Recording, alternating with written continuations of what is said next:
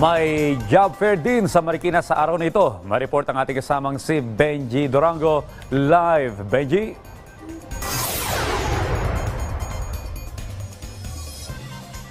Audrey, isang malakihang job fair ang isinasagawa ngayon dito sa loob ng SM City, Marikina. Kung makikita nyo nga dito sa aking likuran na iginagayak na itong buong lugar para naman sa job fair na ito.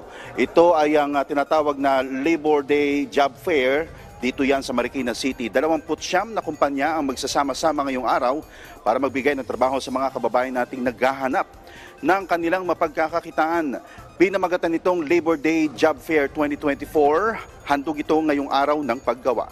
Magsisimula ito alas 9 ng umaga ngayong araw hanggang alas 3 ng hapon lamang. Mamaya dito yan sa SM City, Marikina.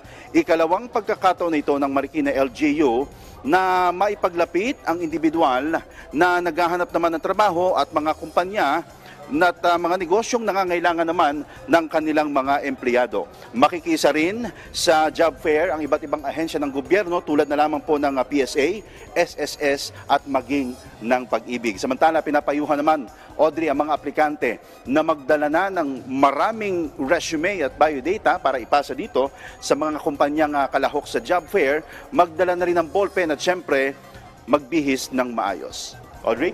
Okay, good luck po sa ating mga kababayan na mag-a-apply at naghahanap ng trabaho. Maraming salamat, Benji Durango.